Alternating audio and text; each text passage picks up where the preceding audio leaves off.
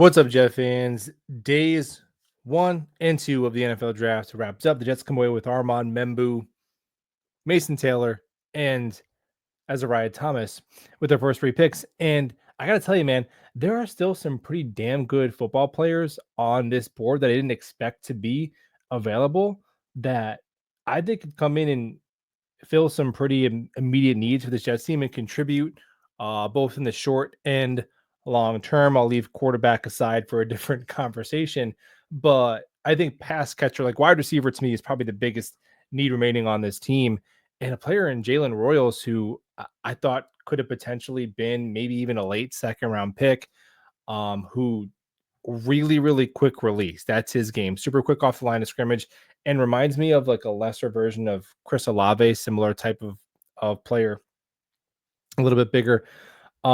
No, not one elite trait to bet on with him. But again, this is a player that was a top 50 player by PFF. He was a top 65 player by Dan Jeremiah. You're talking if you could get him there, and the pick past pick 100 definitely could be good value.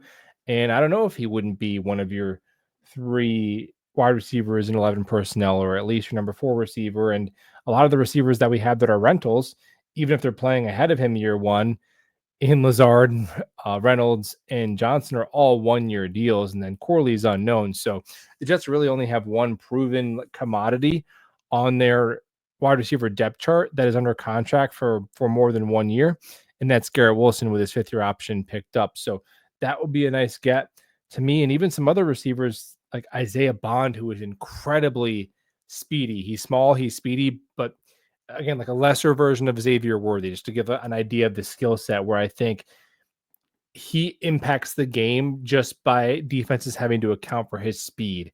And even some of the ways he can help horizontally stretch your defense if you have him in motion and you get him some of those design touches. So smaller, definitely not going to be like your complete, here's your full straightaway wide receiver two. There you go, Isaiah Bond. Here's your 95 targets. No, but in the fourth round, another role player. I again, you have Corley, who could be a design touch guy, but I think the offense just needs some playmaking, and I think he should be in consideration. Ayumanar too. I'm surprised to still see on the board. Tez Johnson.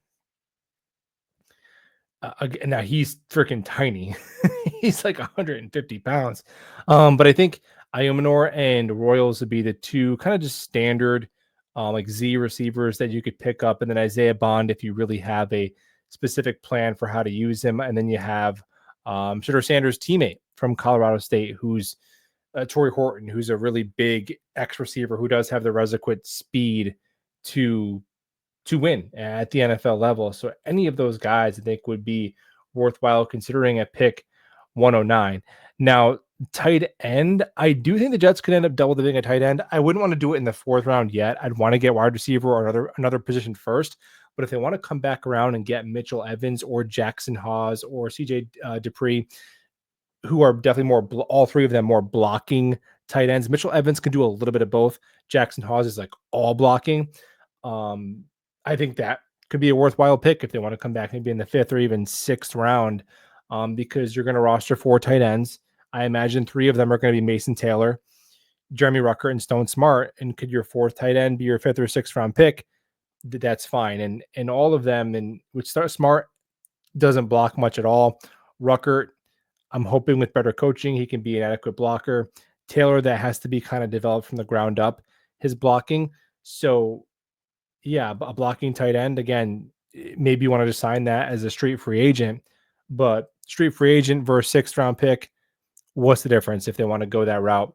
I'm cool with it at tight end, but probably wouldn't want to do it just yet in the fourth round. If Gunnar Helm is still there, man, you just say F it and just take Gunnar Helm and you have two kind of slotty wide receiver tight ends. I mean, he might be the best pass catcher left on the board. I would doubt that they do that, but I didn't think they were going to take a corner, so who knows? So that's kind of where I'm looking first, wide receiver. And then defensive line. Dude, there's some good defensive linemen here too. Braden Swinson is strong as hell off the edge, man. You could come in and you could just say goodbye to Michael Clemens snaps, wish them farewell, and now they belong to Braden Swinson. Players like both Jared Ivey and Tyron Ingram Dawkins, who we had JFM. What if you have now TID? Doesn't quite have the same ring to it with the Tyrion Ingram Dawkins, but with Ivy and Dawkins, they're both like 280-ish plus pounds, 6'5", long arms. So they could give you the skill set of an edge in base, which Aaron Glenn loves a ginormous edge defender in his base 4-3. And then also moonlight as an interior defensive lineman as in obvious passing situations, right? Like JFM. I think that is a skill set this defensive line could really use because you only have so many picks. You need interior help. You need edge help. If you can get a player who can give you a little bit of both, I think that would be awesome. David Walker is freaking phenomenal. It's just a level of competition, but David Walker can rush the heck out of the passer. Kyle Kennard too. Like, I mean, Tyler Barron. This edge class is deep, man. Look, I know you want a pass catcher. We need pass catchers. I don't know. I think you could honestly come away with their 4th round pick and then their first 5th round pick. I think the Jets can still come away with a pass catcher and a defensive lineman that we feel pretty good about. That's edge. Defensive tackle, you have Joshua Farmer, who could be a starting 3 tech. That's not exactly what we need, but we need some good players on the defensive line. He's a good player. Deon Walker is funny because he's like 6'7", 340, but he's kind of more of he plays like a penetrating 3 tech. So can you get some sort of Walmart version of Kenneth Grant out of Deon Walker next to Quinnen, and then a player like CJ West, who is just a stone granite against the run, a Puna Ford type of player who is going to have 1.5 sacks on the year and no one's going to care because he's going to change the way you run defend immediately. So yeah, man, like between the pass catchers and the defensive line, I think is really where the value is. And then I don't think they should take another tackle. I mean, maybe not until late, but they are. You have to start looking once we get to day 3. What are positions that they're 1 year away from needing a starter? Offensive guard like Marcus Mabau, Miles Frazier could be in play because you have 2 guards who are pending free agents. Probably not going to pay 2 guards, I'd imagine. Maybe they do, but you want to prepare for that. And they need immediate depth at guard too, right? Like, I don't know, is a 4th round or 5th round rookie at guard a better backup than Xavier Newman right away? Maybe. And then linebacker, like Danny Stutzman, really good against the run. Maybe he's not a 3-down player. Chris Paul, kind of the opposite. So you're looking for more like maybe sub-package players who could develop into a starter if you prepare to lose Quincy Williams. And I'm not trying to wish AVT or Quincy Williams out the door. But again, if you put on your GM cap, you kind of have to plan for the future and understanding that you can't re-sign all of your players. So yeah, that's and then safety. All of it. We need every position besides like corner and offensive tackle, besides a couple. I don't want them to draft a running back still. And then safety, like Billy Bowman's still there.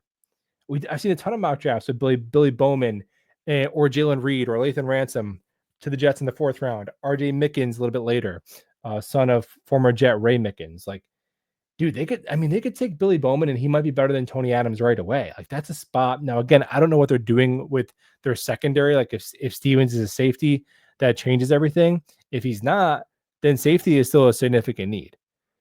So the bad news is we still have a ton of needs on this team, but the good news is there's just still a lot of really damn good players that would fill a lot of these needs. And definitely we're going to get a really damn good one at 109. And I'm confident with the first 5th round pick too, with this crop of players that's left.